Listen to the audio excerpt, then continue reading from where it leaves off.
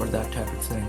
So I said you've got to understand chemical signaling if you're going to understand how these things work. So I think that maybe because I'm a scientist as well as a doctor, I think most doctors honestly don't have enough science on board, and they assume knowledge that maybe they do have, maybe they don't. In my experience, they often don't have. But if you don't understand the sort of basic things of signaling, then you're not going to understand how it all works. So cells communicate between themselves, as you know, and a lot of the secretomes or exosomes, what they're doing is the cells communicating with each other. So if you can imagine, these are signaling processes, they're not solutions. So for people to assume that when they inject these into a body that suddenly everything is going to change, that is not going to happen. If you consider it almost like a city, maybe Cape Town, you have politicians that certainly are like the signals, but just because they say something doesn't mean it's going to happen. Or if you take musicians in an orchestra, the exosomes or the secretomes are just the musical score that they play by. But I mean, the age of the instrument, the condition of the doctor makes all the difference to an extent.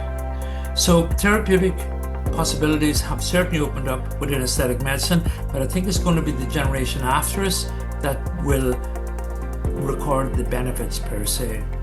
So if we can understand how cells communicate, then it's quite important. So if we look at this, I suppose, just for a moment, chemical signaling works by the first thing, signal reception.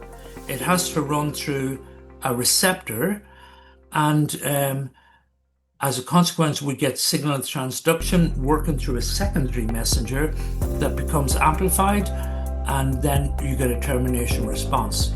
So this is pretty basic for all of the cascade mechanisms that work through it.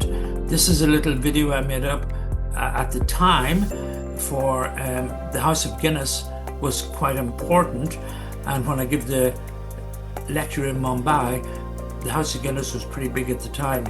So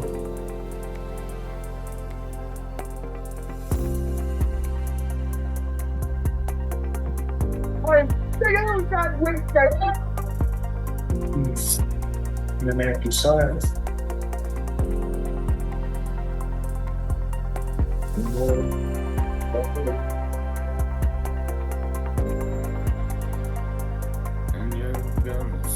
if we can imagine signaling within the reason that I'm sort of doing Dr. this. Treacy explained earlier. Yes.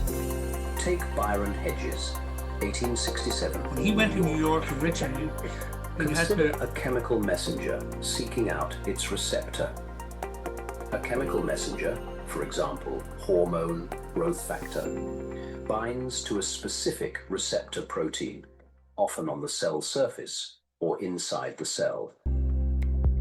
Byron navigates hostile territory, dodging threats until he finds his receptor target.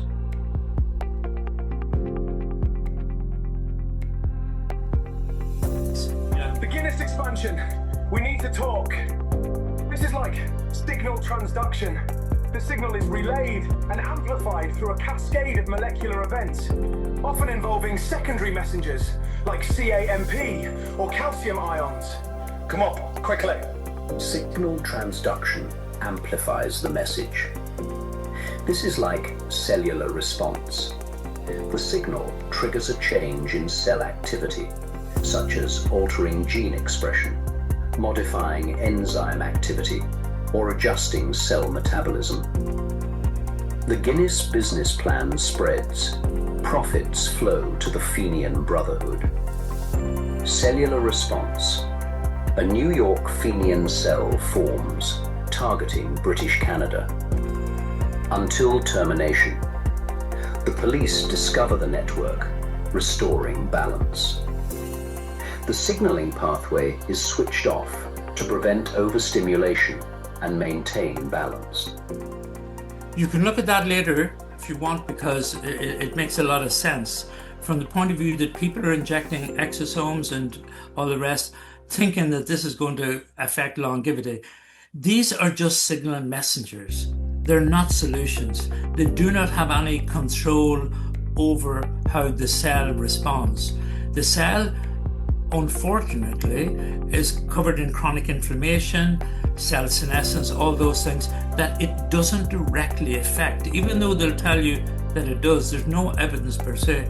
So if we take like Cape Town, where the politicians or whatever are saying all these signals are coming, if you take something like corruption, that's like chronic inflammation. Different cells have it. If you take circadian rhythm, that's the time of day or night. You're going to have kids on the street robbing people in the middle of the night. If you take mitochondria, it's like XCOM giving energy to Cape Town, and for 2 or 3 hours a day the power is shut off. Or if you take even cell senescence per se, you have age buildings. Or you take the immune system is a bit like the police, whether you're in a working class area, maybe in the Cape Flats, or whether you're in a middle class area like the Western Cape. They are all the things that influence aging, not just the signal that's going in. So again, if we look at this per se, if we take the American politics at the moment, the Democrats and the Republicans have different attitudes towards defense, we know that, communication, and repair. So the Democrats wanted to repair the infrastructure of the United States, not to spend their money on necessary wars. The Republicans were very clear about what they wanted the kids to learn in schools and in universities, and that's how you communicate to the generation afterwards. And defense, of course, is the same as the immune system. So chemical signaling in a cell is involved with repair, communication, or defense, just the same way as it is in ordinary life. So if you remember nothing else from the lecture, and you remember that this is how chemical signaling works, you'll begin to understand all this. I want to take a quick look at photobiomodulation because I've used red light quite a lot. The 3 important wavelengths, of course, are blue, which is mostly antibacterial, red, which we use for rejuvenation, and near infrared, which is involved with anti-inflammatory. So what we're doing in many ways, if you look at this, is amplifying biologic effects. So we're enhancing the uptake of peer stem cells